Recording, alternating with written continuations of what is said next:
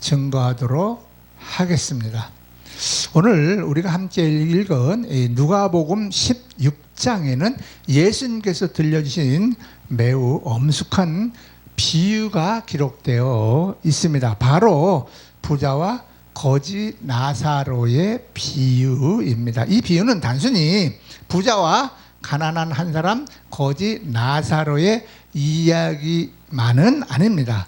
자, 이 말씀에는 사람이 이 땅에서 어떻게 살아야 하는지, 또는 이제 이 땅에서 삶이 끝나고 이제 우리는 이 땅을 하직하고 죽게 되는데 죽음 이후에는 과연 어떠한 일이 일어나는지, 그리고 이제 그 다음에 우리가 어떤 일이 일어나는지를 알기 때문에 알아야 되기 때문에 왜 우리가 살아있는 동안 복음을 믿고 전해야 하는지를 이렇게 가르쳐주는 그런 말씀이 되겠습니다. 자, 오늘날 사람들은 죽음에 대해서는 이야기하는 것을 별로 좋아하지 않습니다. 그래서 교회에서도 이 죽는다는 이야기는 잘 하지 않습니다. 나아가서 천국과 지옥과 그리고 심판에 대한 이야기를 목사님들이 잘 하지 않는다고 합니다. 왜요? 성도들이 그런 설교 말씀을 듣는 것을 좋아하지 않기 때문이라고 합니다. 그래서 예수님께서는 근데 천국만 말씀하신 것이 아니고 지옥에서도 분명하게 말씀을 하셨기 때문에 우리는 천국과 지옥에 대해서 분명하게 알고 깨달아야 될 것이 있기 때문에 오늘 본문 말씀을 기록해 놓은 것으로 믿습니다. 자, 지옥을 믿지 않는다고 해서 지옥이 없어지는 것도 아니고요, 천국을 믿지 않는다고 해서 천국이 없는 것도 절대 아닙니다. 하나님의 말씀은요, 절대로 없어지거나 변하거나 지워지지 않는 영원하신 말씀이라고 하는 것을 우리가 잘 알고 있습니다. 오늘 본문에서 가장 우리의 마음을 울리는 장면이 하나 있는데요, 지옥에서 고통받던 부자가 자기 자신을 위해서 뭔가 하나를 이제 구합니다. 바로 물 한 모금을 구합니다. 물 한 모금. 얼마나 목이 탔으면 물 한 모금, 그 뜨거운 불꽃 가운데 고통을 당하면서 물 한 모금을 자기를 위해서 구합니다. 그러나 그것마저도 거절되고 있는 것을 볼 수가 있습니다. 기도는요, 이 땅에서만 할 수가 있습니다. 그리고 이 땅에서만 응답을 받게 됩니다.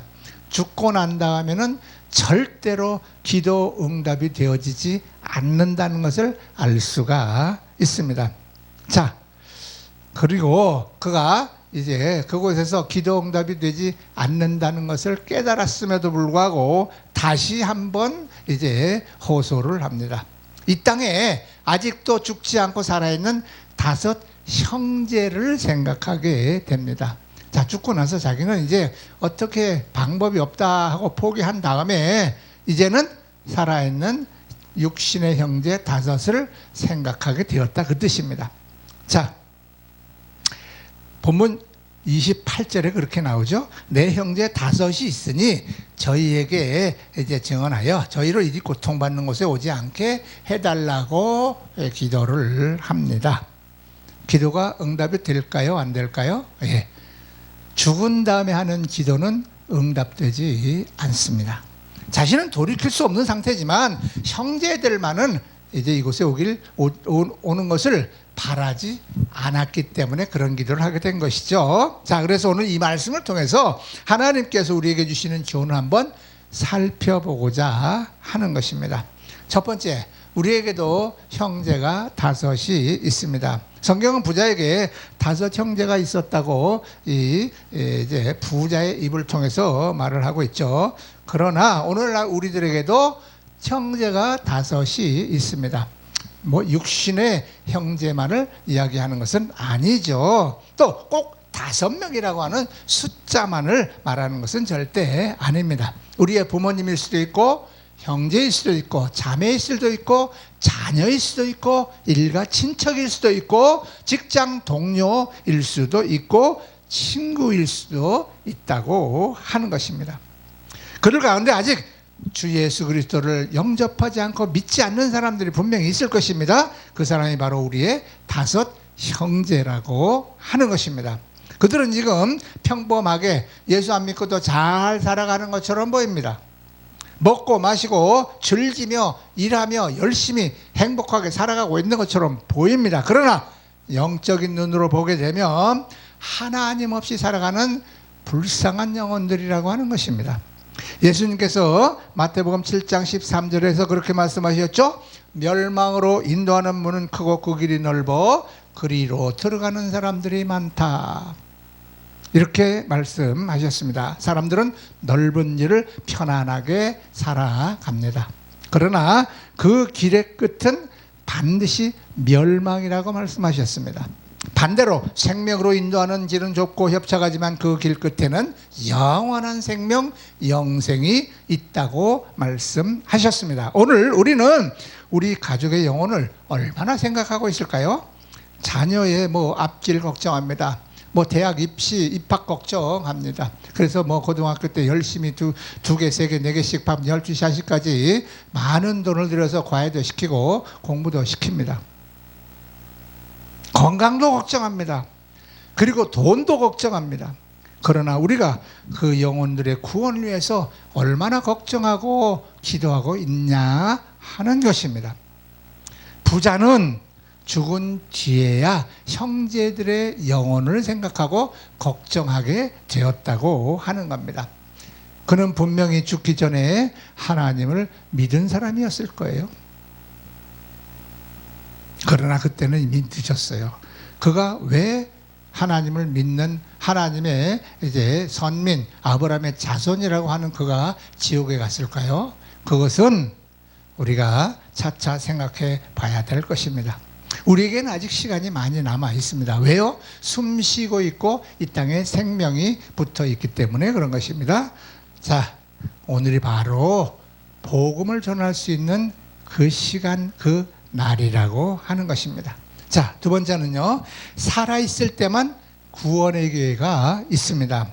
부자는 아브라함에게 이렇게 부탁을 하죠. 나사로를 보내서 형제들에게 이렇게 얘기 좀 해주고 전해달라 이렇게 요구합니다. 그러나 아브라함은 분명하게 거절합니다. 본문 26절에 너희와 우리 사이에는 큰 구렁텅이가 놓여 있어 건너갈 수가 없다라고 말을 합니다. 이 말씀은 사람이 숨이 끊어진 다음 죽은 다음에는 운명이 절대로 바뀔 수가 없다고 하는 것을 우리에게 가르쳐주고 있습니다. 히브리서 9장 17절을 말씀하고 있습니다. 한 번 죽는 것은 사람에게 정하신 것이고 그 후에는 반드시 심판이 있다라고 경고하고 있습니다. 죽음 이후에는 두 번째 다시는 기회가 없습니다. 그래서 성경은 오늘을 은혜를 받을 수 있는 날이라고 말씀합니다. 고린도서 6장 2절에 보라 지금은 은혜 받을 만한 때요 보라 지금은 구원의 날이로다 라고 말씀했기 때문에 그렇습니다. 지금 살아있을 때에 예수 그리스도를 믿고 영접하여 회개해야 된다고 하는 것입니다. 지금 복음을 받아들일 기회라고 하는 것이죠. 사랑하는 우리 가족도 역시 똑같습니다. 죽은 후에 아무리 울고불고 기도하고 별 방법을 다 동원해도 그 사람의 운명은 절대 바꾸어지지 않고 바꿀 수도 없습니다. 그러므로 살아있을 때에 우리가 그분에게, 그 사람에게 복음을 전해서 영접할 수 있도록 해야 될 것입니다. 세 번째입니다. 사람을 구원하는 것은 하나님의 말씀의 능력입니다. 부자는 말합니다. 죽은 자 가운데서 한 사람이 가면 그들이 회개할 것이다 라고 자기 생각을 말합니다. 하나님의 말씀엔 그런 게 없습니다. 아브라함은 뭐라 그래요? 그들에게 모세와 선지자들이 있으니 그들에게 들을지니라 이렇게 말을 합니다. 모세와 선지자는 하나님의 말씀을 의미하고 사람은 기적 때문에 기적을 보았다고 그가 믿고 구원받는 것은 아닙니다. 하나님의 말씀을 들어야만 믿음이 생긴다고 하는 것입니다. 로마서 10장 17절은 바로 믿음이 어디서 나는가에 대하여 명쾌하게 말씀하고 있는데 믿음은 하나님의 말씀을 듣는 데서 난다. 그리스도의 말씀을 듣는 데서 하나님을 믿는 예수 그리스도를 믿는 믿음이 생긴다라고 했습니다. 성경은 기적을 보았다고 어떤 능력을 보았다고 뭐 죽은 사람이 살아나는 걸 봤다고 그래서 예수가 믿어지는 것이 아니라고 하는 것입니다. 무엇 때문에 믿음이 생긴다고요? 하나님의 말씀을 들을 때에, 하나님의 말씀, 예수 그리스도의 말씀을 들을 때에 믿음이 생긴다고 하는 것입니다. 오늘날 사람들은 눈에 보이는 기적을 원합니다. 그러나 하나님께서는 말씀을 통하여 우리에게 믿음을 주십니다. 예수님께서도 죽은 자 가운데서도 부활하셨지만 믿지 않는 사람들은 끝까지 믿지 않았습니다. 죽었다가 다시 살아나신 예수님을 보면서도 안 믿은 사람은 안 믿었다고 하는 것입니다. 문제는 기적이 이제 눈에 보이는 것이 없어서가 아니라 그 사람의 마음이 완악했기 때문에, 하나님의 말씀 받아들일 마음이 없었기 때문에, 교만했기 때문에 믿지 않았다고 하는 것입니다. 그러므로 우리가 해야 될 가장 중요한 것은 기적을 체험하게 하는 것, 뭐 그것도 중요하지만 그것보다 더 중요한 것, 하나님의 말씀을 전하는 것입니다. 하나님을 전하는 것입니다. 예수 그리스도의 복음을 전하는 것입니다. 가족에게 말씀을 들려주고 자녀에게 복음을 가르쳐주고 이웃에게 예수 그리스도를 증거하는 것입니다. 그 말씀이 성령님의 역사와 함께 그들의 마음을 변화시키고 감동시켜서 감화시켜서 예수 그리스도를 믿게 하시는 것이다. 그런 뜻이 되겠습니다. 자, 네 번째는 전도는 가장 큰 사랑의 실천입니다. 예수님께서 이제 이 땅에서 부활 후 40일 동안 계시다가 하늘나라로 승천하시면서 제자들에게 마지막으로 부탁하신 말씀이 뭘까요? 너희는 온 천하에 다니며 만민에게 복음을 전파하라고 하는 것이 예수님의 최후의 명령이었습니다. 먼저 믿은 우리에게 주신 하나님의 명령이라고 할 수가 있죠. 교회의 가장 큰 사명은 영혼 구원하는 것입니다. 영혼 구원하는 일이 교회의 가장 큰 사명입니다. 집을 지어주는 거 귀한 일입니다. 병든 사람 위해서 병원을 지어주는 거 참 귀한 일입니다. 가난한 사람을 섬기는 거 귀한 일입니다. 또 학교를 이어서 교육을 시키는 거 참 귀한 일입니다. 그 모든 것이 목적이 되어서는 안 됩니다. 그렇게 하는 목적은 바로 예수 그리스도를 증거하기 위해서, 복음을 전하기 위해서 하는 것입니다. 자, 모든 것이 귀한 영혼을 구원하는 일에 초점이 맞추어져야 된다 하는 것입니다. 왜요? 언젠가 육신은 반드시 죽습니다. 병든 몸이 고침을 받고 나았다 해서 그 사람이 천년 만년 삽니까? 또 병들어 언젠가는 또 죽게 되어 있죠. 영혼은 그러나 영원히 죽지 않고 영원한 것이기 때문에 소중한 것이라고 하는 것입니다. 한 사람을 예수 그리스도 앞으로 인도하여 복음을 듣고 주님을 영접하게 하는 것은 그 사람의 영원한 삶, 영생을 바꾸는 가장 소중한 영혼을 구원하는 일이라고 하는 것입니다. 어떤 면으로 학교를 지어주고 집을 지어주고 병원을 지어줘서 이렇게 아픈 육신을 고치게 하고 그런 것도 중요한 사역이지만 그것보다 훨씬 더 중요한 것, 영혼을 구원하는 일이라고 하는 것입니다. 그래서 전도라고 하는 것은 가장 큰 하나님의 사랑을 실천하는 일이 됩니다. 전도는 한 영혼을 지옥의 굴에서 지옥으로 걸어 들어가는 그 걸음을 이제 바꾸어서 하나님의 길, 영생의 천국으로 인도하는 일입니다. 우리에게는 아직도 많은 기회가 있을 것입니다. 가족을 위해서 기도하고 친구를 위해서 기도하고 포기하지 말고 복음을 전해주시기 바랍니다. 받아들이고 안 받아들이는 것은 그 사람의 자유입니다. 강제로 우리가 주님을 영접하게 할 수 있는 방법은 없습니다. 우리 옛말에도 말을 물가까지 끌고는 갈 수 있지만 물을 먹고 안 먹는 것은 말의 자유지 억지로 먹일 수는 없다라고 하는 말이 있듯이 복음도 그와 같습니다. 우리가 복음을 증거는 해서 듣지는 하지만 그가 받아들여서 믿냐 안 믿냐는 그 사람에게 달려있을 뿐입니다. 다만 우리는 누가 받아들일지 안 받아들일지 알 수가 없기 때문에 기회 닿을 때마다 예수 그리스도를 증거하고 전해야 되는 의무가 우리에게 있다 하는 말씀을 드립니다. 자, 사랑으로 섬기시고 눈물로 그들을 위해서 중보하면 반드시 하나님께서 우리의 그 작은 열정과 순종을 보시고 그들을 구원하여 주실 줄을 믿습니다. 말씀을 정리하겠습니다. 오늘 본문의 부자는 음부에서 가장 후회한 것이 무엇일까요? 재산을 잃은 것도 아닙니다. 명예를 잃은 것도 아닙니다. 자기의 목마름의 고통도 아니었습니다.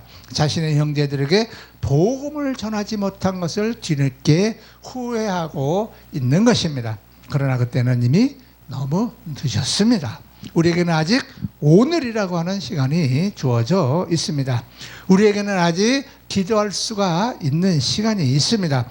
복음을 전할 수 있는 입도 가지고 있습니다. 사랑하는 가족을 이제 전도할 수 있는 기회가 있다 그 말입니다. 이 기회를 놓치지 마시기 바랍니다.